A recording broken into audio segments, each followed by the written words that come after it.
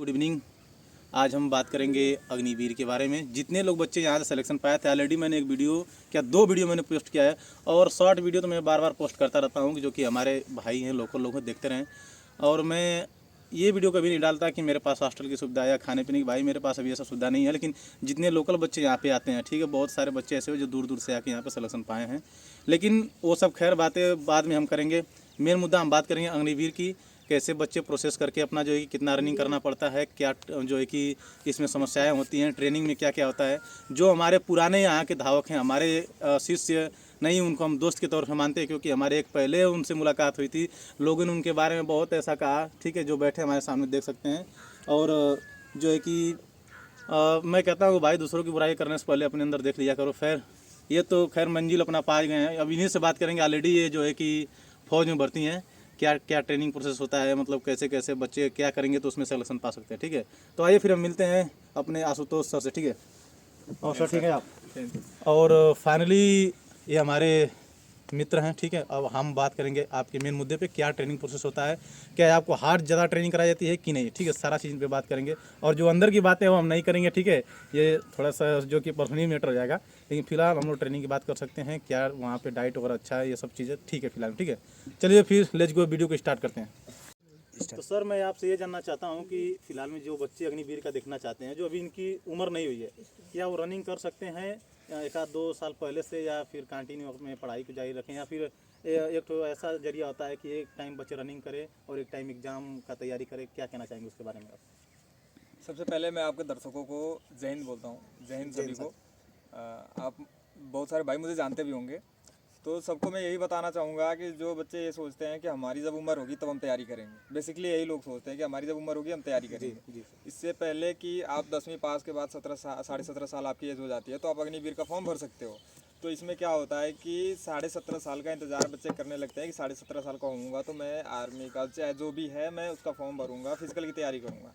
तो मैं ये कहना चाहूँगा कि आप अपने पढ़ाई के साथ साथ आप अपनी फिजिकल एक्टिविटीज़ करते रहो, क्योंकि कभी कभी ऐसा होता है कि ऐसे सारे बंदे भी हमारे पास भी आते थे, ऐसे बंदे की जो उनका रिटेन सब बढ़िया है, सब एग्ज़ाम क्लियर, लेकिन हर बार वो क्या है कि फिजिकल में छट जाते हैं, क्योंकि उनको पहले से आदत नहीं है कि फिजिकल एक्टिविटीज़ वो करते नहीं है। ऐसे सारे बंदे, बहुत सारे बंदे सर पड़े हैं। बहुत सारी ऐसी बातें होती हैं कि इस गांव में लोग कहते हैं कि बच्चों की उम्र हो जाएगी, 18 वर्ष उम्र हो जाएगी तो एक बच्चे दौड़ना चालू करेंगे, तो क्या ये उचित है, या फिर आप जो है कि एक नई राह दिखाना चाहेंगे जो हमारे युवा हैं उनको, क्या कहना चाहेंगे? नहीं, ऐसा कुछ नहीं है। बच्चा अगर कुछ अच्छा करना चाहता है, स्पोर्ट्स में जाना चाहता है या कुछ भी करना चाहता है, तो बचपन से भी तैयारी कर सकता है। 6 साल, 4 साल, 5, आप आज अगर विदेशों में देखें तो आजकल के 2-2 साल के बच्चे जो है स्विमिंग कर रहे हैं। जी सर, तो बिल्कुल अब हम बिल्कुल। सोचे कि बच्चे को पानी से डर है, तो फिर वो तो बच्चा डरता ही रहेगा ना। तो अगर वो एक सही मार्गदर्शन के साथ अगर तैयारी करता है तो बहुत अच्छा कर सकता है, बहुत बेहतर कर सकता है। इससे उम्र का कोई लिहाजा नहीं। तो आपने देखा कि सर से मैंने बात किया इन सारी चीज़ों में। अभी हम बात करें कि इसमें जैसे फिजिकल जब होता है, जब फार्म वगैरह आता है, तो उसमें क्या क्या प्रोसेस होता है सर, ठीक है। अभी हम सर पूछना चाहते हैं कि जैसे कि फार्म आ गया, तो बच्चे अगर जीडी में देखना चाहेंगे तो उनके लिए डॉक्यूमेंट्स वगैरह क्या क्या लगेंगे, और क्या क्या करके अप्लाई, शुरुआती में क्या क्या कैसे कैसे अप्लाई कर सकते हैं वो लोग?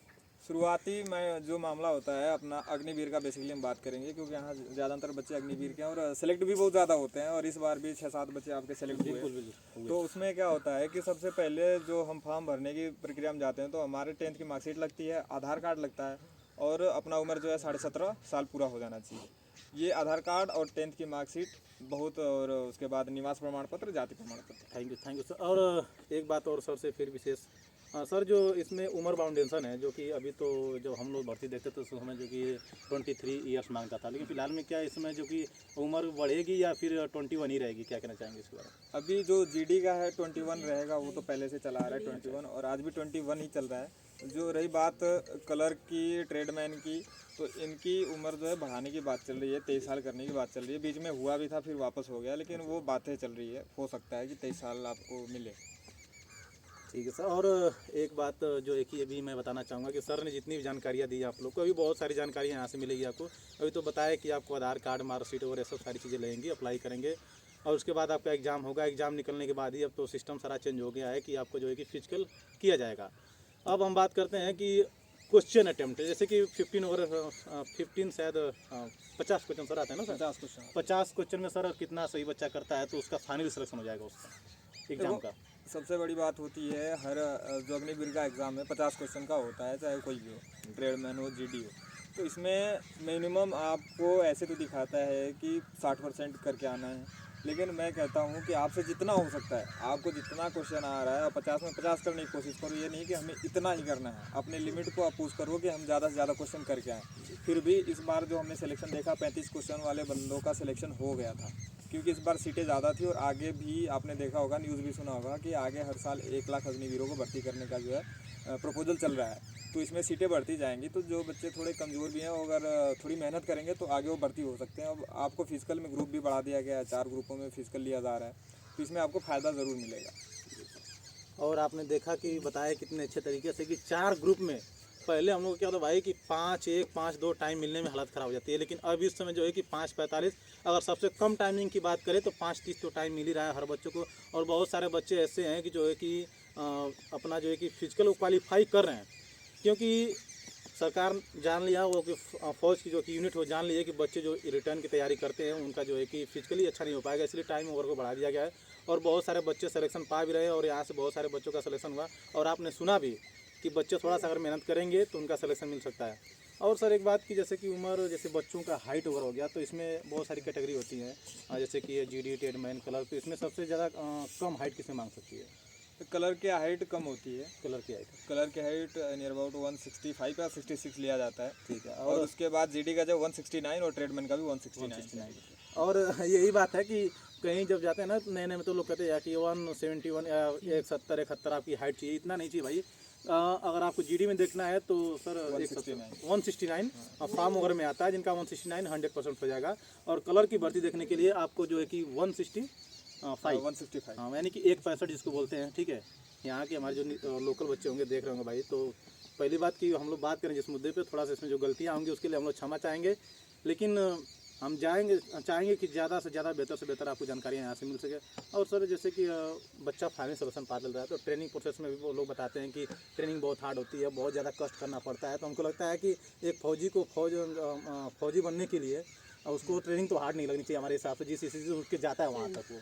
नहीं देखो सर, ऐसा है कि अगर आप जाते हो किसी भी ट्रेनिंग में तो आपका वो पहला चीज़ होता है, जब आप फौज में कदम रखते हो तो आपको फौजी बनाने का जो शुरुआती दौर होता है वो कठिन दौर होता है। ये क्योंकि वहाँ आपको डिसिप्लिन, टाइम मेंटेनेंस, आपको हर चीज़ सीखना पड़ता है, क्योंकि आप गांव से गए होते हो, अपने घर से गए होते हो, तो उस चीज़ को आप फॉलो नहीं कर पाते, इसलिए आपको थोड़ा हार्ड लगता है। अगले 1-2 हफ्ते के बाद आप जब सेटल हो जाते हो तो आपको कोई हार्ड ट्रेनिंग नहीं है, सब आप मज़े से लेके ट्रेनिंग करोगे। भाई फौजी बनना है तो थोड़ा तकलीफ झेलनी पड़ेगी।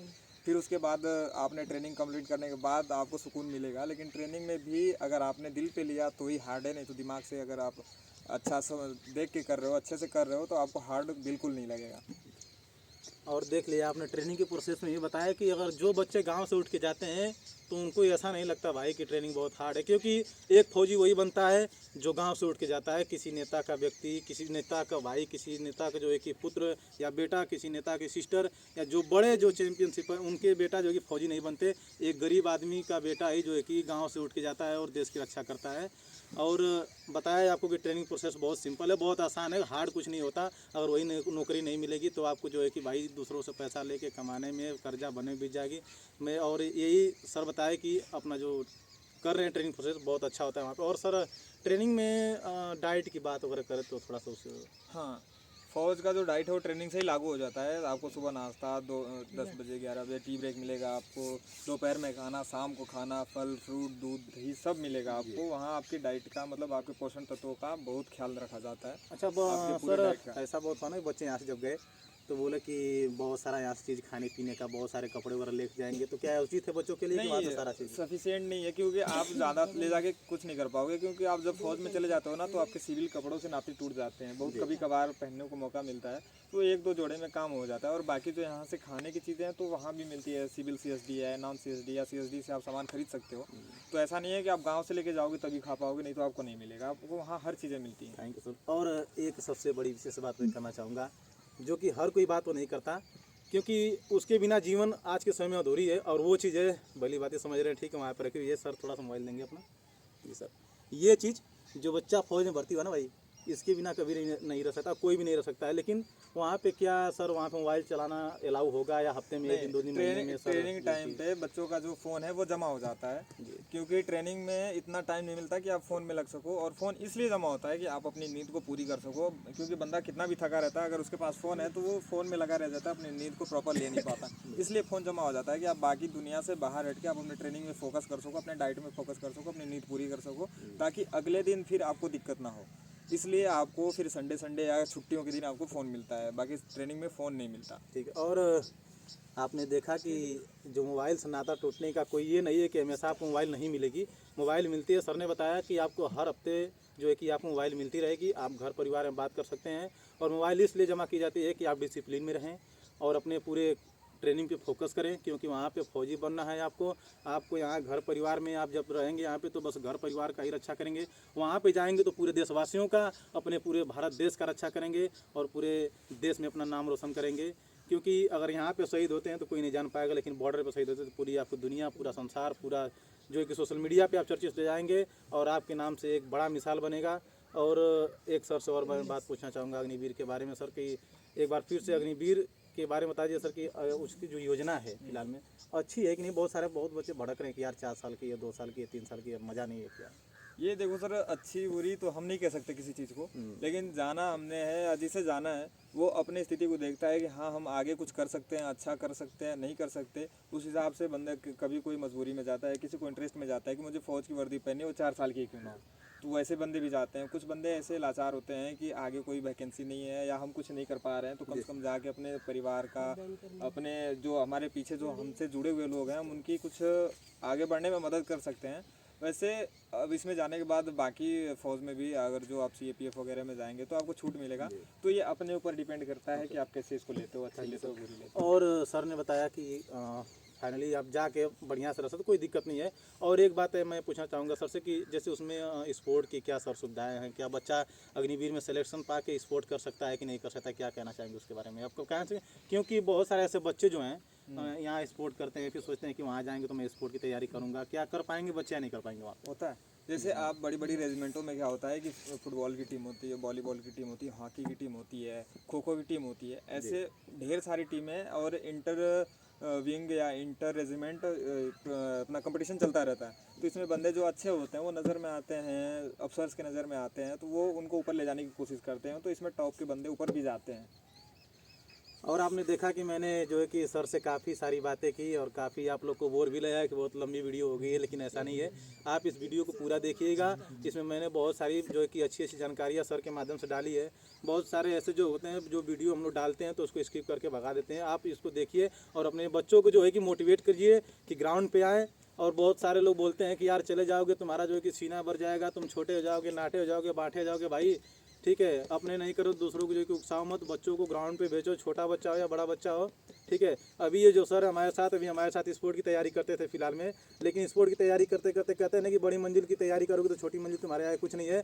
और आपने देखिए कि फाइनली सिलेक्शन इनका हो चुका है और ट्रेनिंग करके भी वापस आए तो इनका स्वागत किया गया और अब तो इस समय ड्यूटी कर रहे हैं, कोई पूछने वाली बात नहीं है। और सर बहुत बहुत थैंक यू सर आपका, जो है कि आपसे मिलकर बहुत मुझे अच्छा लगा। और फिर मिलेंगे हम एक अच्छी वीडियो के साथ, तब तक के लिए जय हिंद। और बच्चों के लिए थोड़ा फोकस कर दो भाई, ठीक है।